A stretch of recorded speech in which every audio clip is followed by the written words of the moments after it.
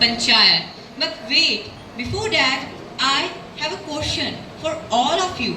That do you even know what does Gram Sabha and Gram Panchayat means? No one? Well, worry not because I am here. So let's start from the beginning. As we all know that our government works at three different levels: local government, state government and the central government. Each state in India has its own legislative assembly and the people who contest in it and wins becomes the member and are called MLAs. In the future, when those MLAs participate in the central election and luckily wins, they becomes the member of the parliament known as MPs. But the local government is only and only responsible for village and district level. But what is the local government of village? That is Gram Sabha and the Gram Panchayat. Gram Sabha, the general assembly of all the people in the village above the age of 18. The executive committee or the head committee of the Gram Sabha is Gram Panchayat, whose representatives are elected by the members of the Gram Sabha. The elected head of the Panchayat is called the Sarpanch. The members of the Panchayat are elected by the voting age population of the village for a term of 5 years. Panchayat may consist of a village or a group of villages divided into small wards. Each ward elects their representatives and calls them Panch or ward member. The ward members are elected by the Gram Sabha members through a direct election. But even after listening to all of this and you still don't have an idea what Gram Sabha and Gram Panchayat are, well, worry not because that's why we have created this act. So let it begin.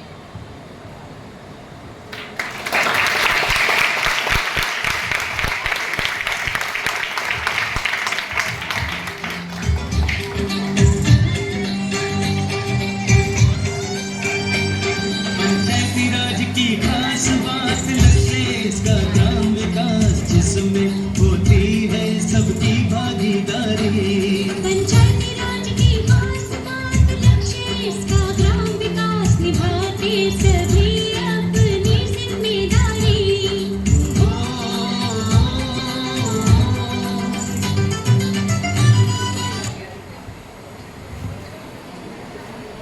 3-1 आज हमारे पालनपुर गांव में पंचायत की बैठक है जिसके बारे में सभी गांव वालों को 15 दिन पहले ही सूचित कर दिया गया था।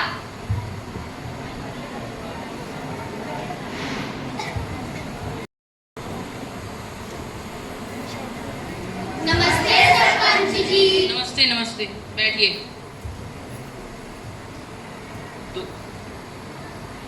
समस्याएं थी उन सबका समाधान हो चुका है और नल रूपी समस्या का भी समाधान जल्दी 1-2 दिन में पूरा हो जाएगा। तो चलिए आज की पंचायत शुरू की जाए। अब सभी एक एक करके अपनी समस्याएं बताइए। नमस्ते सरपंच जी, मेरा नाम सीमा है। मैं इस गांव की निवासी हूँ। मेरी एक समस्या है। क्या समस्या है? सरपंच जी, हमारे गांव की सड़कें टूटी फूटी हैं। बरसात का पानी सड़कों के बने हुए गड्ढों में भर जाता है। बच्चों को स्कूल जाने में और लोगों को काम पर जाने में काफी ज्यादा तकलीफें आती हैं। मैं चाहती हूँ कि आप हमारे गांव की सड़कें जल्द से जल्द बनवा दें। जी हाँ सरपंच जी, सीमा बहन की बात बिल्कुल ठीक है। हाल ही में मैंने एक बच्चे को देखा जो कि स्कूल जाते समय सड़क पर बने गड्ढे में गिर गया। उसे बहुत चोट आई और वह अपनी वार्षिक परीक्षा भी नहीं दे सका। हाँ सरपंच जी। लेकिन सरपंच जी, इतनी जल्दी सड़क बनना तो बहुत मुश्किल है और बारिश के दिनों में तो मजदूरों का मिलना भी बहुत मुश्किल है। जी हाँ, आप सही कह रहे हैं। लेकिन हम आपसे वादा करते हैं कि हम आने वाले समय में गांव की सड़कें जल्दी बनवा देंगे। जो सड़कें टूटी हैं उनकी मरम्मत करवा देंगे और जहां सड़कें नहीं हैं वहां नई बनवा देंगे। धन्यवाद सरपंच जी। किसी और की कोई समस्या सरपंच जी, मेरी समस्या है। बताइए। नमस्ते सरपंच जी, मेरा नाम मुकेश है। सरपंच जी, हमारे गांव में जो गंदा पानी सप्लाई हो रहा है उसे पीकर बच्चे और घर के अन्य सदस्य बीमार पड़ रहे हैं। सही कह रहे हैं। हम आपकी समस्या समझते हैं और हम इस समस्या का समाधान आज ही कर देंगे। हम इस बारे में बात करेंगे कि हमारे गांव में साफ पीने का पानी आए। और सरपंच जी, हमारे गांव में कोई भी अस्पताल ना होने के कारण हमें इलाज कराने के लिए दूसरे गांव जाना पड़ता है, जो कि यहाँ से 50 किलोमीटर दूर है। सरपंच जी, मेरी माँ की तबीयत अचानक से खराब हुई। गांव में कोई अस्पताल ना होने के कारण उन्हें दूसरे गांव ले जाना पड़ा, जो कि यहाँ से 50 किलोमीटर दूर है। समय पर इलाज ना मिलने के कारण उनकी तबीयत और भी ज़्यादा खराब हो गई और अब तो वह और भी ज़्यादा सीरियस है। हाँ, ये समस्या तो वाकई सोचने वाली है। जी हाँ सरपंच जी, अगर किसी मरीज की तबीयत ज़्यादा खराब हो जाए और समय पे इलाज ना मिलने पर उसकी मौत भी हो सकती है। लेकिन अस्पताल बनने में तो बहुत समय लग जाएगा और खर्चा भी बहुत होगा। जी हाँ, देखिए इस कार्य को करने में हमें समय लगेगा, लेकिन हम वादा करते हैं कि हम आने वाले 2-3 सालों में गांव में एक बड़ा अस्पताल जल्दी बनवा देंगे। किसी और की कोई समस्या? क्या समस्या है? मैं ये कहना चाहती हूँ कि सरपंच जी, गांव में बिजली की कटौती होने के कारण हमारे बहुत से काम काज करने में हमें दिक्कत हो रही है और अब तो गर्मियाँ भी आ गई हैं और आप ही बताइए कि गर्मियों में तो बिना बिजली के कोई काम ही नहीं होता है। हम आपकी समस्या समझते हैं और हम बिजली विभाग से निवेदन करेंगे कि वह हमारे गांव में कम से कम बिजली काटे। धन्यवाद सरपंच जी। कहना चाहती हूँ। कहिए। नमस्ते सरपंच जी, मैं सरकारी स्कूल की अध्यापिका अंशिका हूँ। हमारे गांव पे स्कूलों की बहुत महीनों से मरम्मत ना होने के कारण पिछले महीने हमारे स्कूल की एक दीवार गिर गई, काफ़ी नुकसान हुआ। मैं आपसे विनती करती हूँ कि आप हमारे स्कूल की जल्द से जल्द मरम्मत करवा दें। और सरपंच जी, इस हादसे के कारण हमारे स्कूल के कई विद्यार्थियों को बहुत सी गहरी चोटें आई और 2 बच्चों को बचाना तो बहुत मुश्किल हो गया था।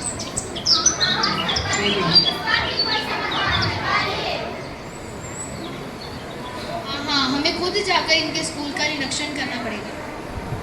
आप चिंता मत कीजिए, हम पंचायत खत्म होते ही आपका स्कूल का निरीक्षण खुद करेंगे और कुछ मजदूरों को भी स्कूल के मरम्मत के काम में लगवा देंगे। धन्यवाद सरपंच जी। ओह, मास्टर जी भी कुछ कहना चाहते हैं।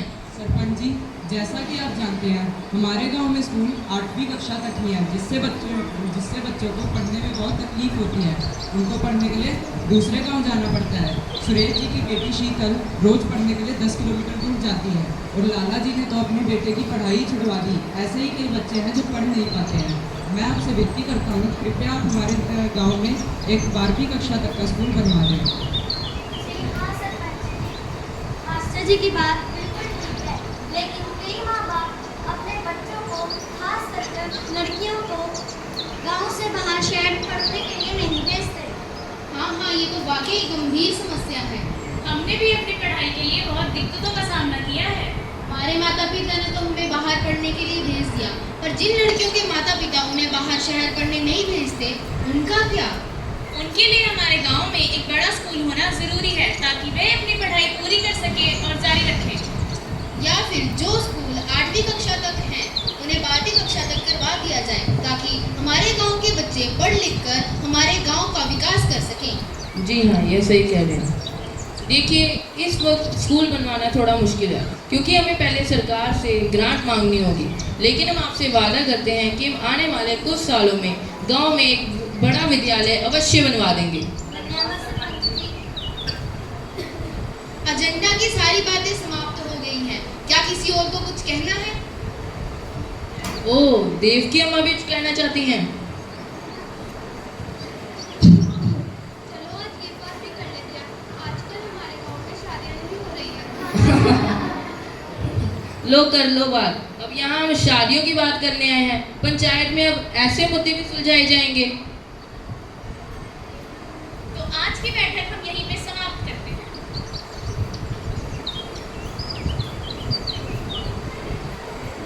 ये सारी समस्याओं का हल बड़ी आसानी से निकाला। तो चलिए हम आपको लेके चलते हैं संजना के घर और देखते हैं कि इनकी संजना के साथ क्या बातचीत होती है। अरे बेटी संजना, तुम तैयार हो जाओ, हमें ना शहर जाना है डॉक्टर के पास। अरे वो तुम्हारा चेकअप करवाना है ना। पर माँ उसकी क्या जरूरत है, तो बिल्कुल स्वस्थ हूँ। अरे बेटा वो क्या कहते हैं उसे, क्या कहते हैं, हाँ अरे वो स्कैन करवाएंगे तभी तो पता चलेगा कि गर्भ में लड़का है कि लड़की है। पर माँ उससे क्या फर्क पड़ता है अगर घर में लड़का हो या लड़की? क्या फर्क पड़ता है? मैंने पहले भी मान लिया था कि तुम्हारी एक लड़की है, लेकिन अब तो मुझे तुमसे एक लड़का ही चाहिए। तो तुम्हें स्कैन करवाने के लिए तो चलना ही पड़ेगा। माँ मैं स्कैन नहीं करवाऊंगी, स्कैन करवाना पाप है। ओहो, कौन सा पाप है स्कैन करवाना? और मुझे ये बताओ कि कौन नहीं करवा रहा है आजकल स्कैन? अरे तुम उर्मिला बहन का घर देखो, कमला बहन का घर देखो, पता भी है कमला बहन के 2 पोते हैं और मेरा एक भी पोता नहीं है। माँ मैं आपको पहले ही कह देती हूँ, अगर आपने मेरे साथ ज्यादा जबरदस्ती की तो मैं खुद को कुछ कर बैठूंगी। क्या कर बैठोगे तुम खुद को कुछ? हे भगवान, एक तो ये लड़की मान ही नहीं रही है। मुझे तो लगता है अपने बेटे को ही बुलाना पड़ेगा। तुम ठहरो जरा, आने दो शाम को, वही बताएगा तुम्हें। एक तो ये आजकल की लड़कियां किसी की सुनती भी नहीं है। अब मैं क्या करूँ? कौन करेगा मेरी मदद? एक काम करती हूँ, सरपंच दीदी के पास जाती हूँ, वो जरूर मेरी मदद करेंगी। पहले देखती हूँ कि माँ सो गई है या नहीं। लगता है माँ सो गई है, यही सही मौका है सरपंच दीदी के पास जाने का।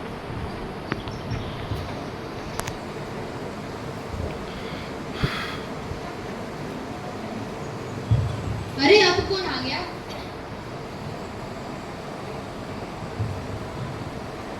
अरे संजना आओ, अंदर आओ। दीदी बहुत जल्दी है मैं अभी। अरे क्या हो गया, अंदर तो आओ। दीदी बहुत जरूरी काम है अभी मुझे। ऐसा कौन सा जरूरी काम? एक बार अंदर तो आ जाओ। नहीं दीदी बहुत जरूरी काम है। जरूरी काम? क्या जरूरी काम? अच्छा तो ये बात है। अब हमारे गांव में ऐसी बातें भी होने लग पड़ी। जी मुझे इसके बारे में सरपंच जी से जरूर बात करनी पड़ेगी। तुम चिंता मत करो, ऐसे ही डटी रहो। उसके साथ किसी अस्पताल, किसी क्लिनिक मत जाना और अपना स्कैन भी मत करवाना। तुम अपना ध्यान रखो, मैं सरपंच जी से इसके बारे में बात करती हूँ। शुक्रिया।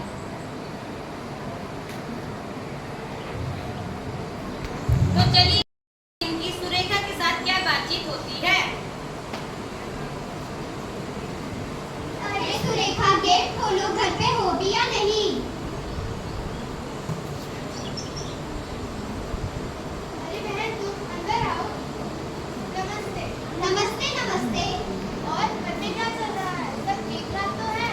हाँ घर में तो सब ठीक। तुम बताओ तुम्हारा घर परिवार सब ठीक है?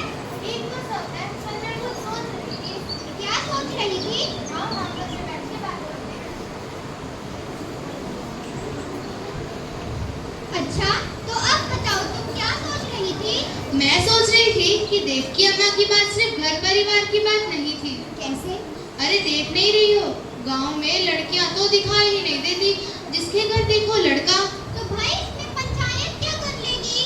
हाँ ये तो तुम्हारे ऊपर है, लड़का करो या लड़की। लेकिन अच्छा तुमने तो अच्छी खासी मीटिंग बुला रखी है। नमस्ते मास्टर जी। नमस्ते देवकी अम्मा। नमस्ते नमस्ते।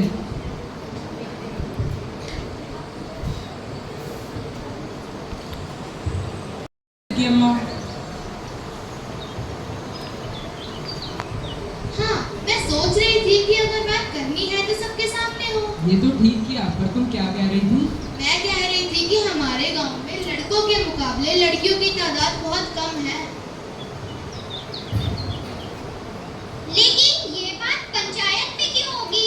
वहाँ तो गांव के विकास की बात होती है ना। तो ये भी तो गांव के विकास की बात है। अगर हमारे गांव में लिंग अनुपात की गड़बड़ है तो इसके बारे में बात होनी ही चाहिए। बिल्कुल, क्योंकि यह सिर्फ शादी ब्याह की बात नहीं है, बल्कि लड़कियों के साथ भेदभाव की भी बात है। बिल्कुल सही कहा।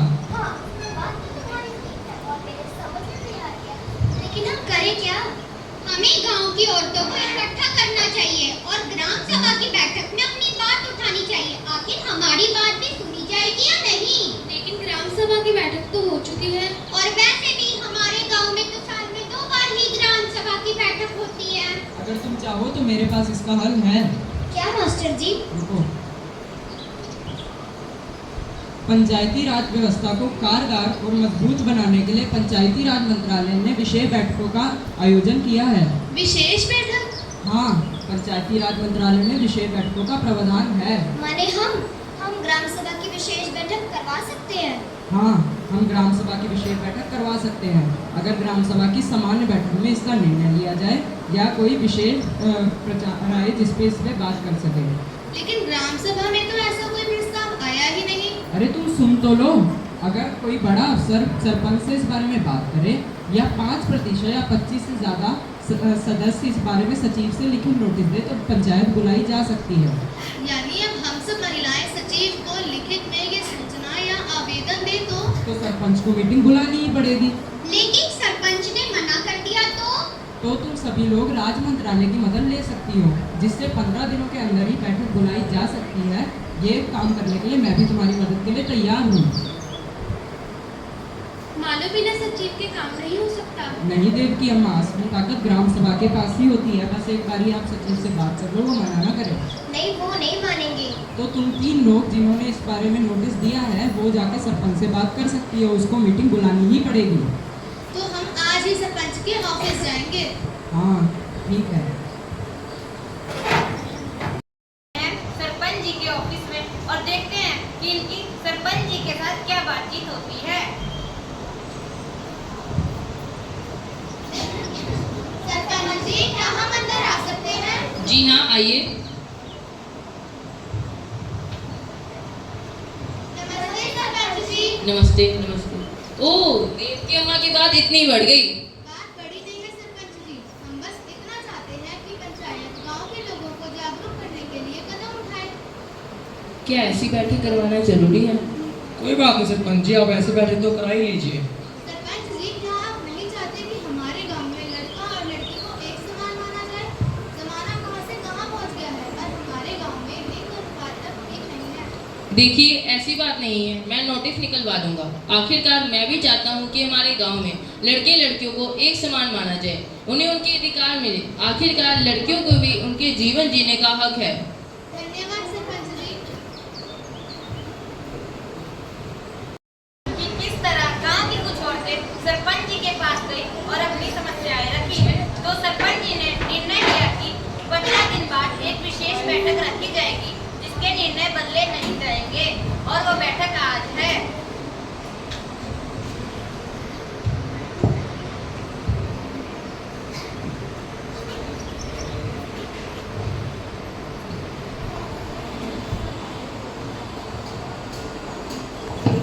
सरपंच जी, जैसा कि आप जानते हैं कि आज की ग्राम सभा की इस विशेष बैठक का एकमात्र कारण हमारे गांव में लड़कियों की तादाद कम होना है। हाँ सरपंच जी, हमारे गांव में लड़कियों की तादाद कम होने के बहुत से कारण हैं, जिनमें से एक लड़कों की भ्रूण हत्या है। हाँ सरपंच जी, मेरे पास भी कल ऐसी समस्या आई थी। मैं नाम तो नहीं लूंगी, पर उसकी सास उसे स्कैन के लिए जबरदस्ती कर रही है। जी हाँ, यह एक बहुत ही महत्वपूर्ण मुद्दा है, जिसके लिए सबसे पहले हम गांव के जन्म और मृत्यु के आंकड़ों को इकट्ठा करेंगे, ताकि हम यह पता कर सके किस जगह कितनी कमी है। उसके बाद हम गांव के लोगों को लड़कियों के अधिकारों के बारे में जागरूक करेंगे, ताकि किसी भी जगह भ्रूण हत्या ना हो। लेकिन सरपंच जी, फिर भी किसी व्यक्ति ने लड़कियों की भ्रूण हत्या की तो? यह तो हम सभी जानते ही हैं। यदि कोई व्यक्ति किसी लड़की की भ्रूण हत्या करते हुए पकड़ा गया तो उसे 3 साल तक की जेल और 50,000 तक का जुर्माना भरना पड़ सकता है। यदि कोई व्यक्ति किसी डॉक्टर के साथ लिंग निर्धारण टेस्ट करता हुआ पकड़ा गया तो उन दोनों पर सख्त कार्रवाई की जाएगी और उन्हें जेल की सजा भी होगी। आपका बहुत बहुत धन्यवाद सरपंच जी, आपने तो हमारी समस्या ही सुलझा दी। अब से हम सबके लिए लड़का और लड़की एक समान है। और अब से हमारे गांव में कोई भी व्यक्ति लड़का और लड़की में भेदभाव नहीं करेगा। और पंचायत में लिए गए निर्णय हमारे लिए एक मिसाल बन जाएगी। तो देव की अम्मा अब तो कुछ नहीं कहना चाहती? सरपंच जी, मैं तो बस इतना कहना चाहती हूँ, आज की बैठक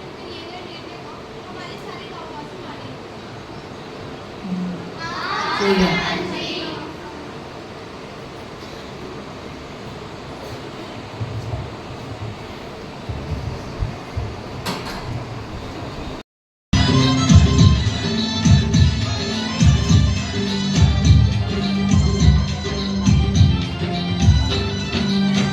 एक बात का रखना है ध्यान, सुन लो खोल कर अपने कान।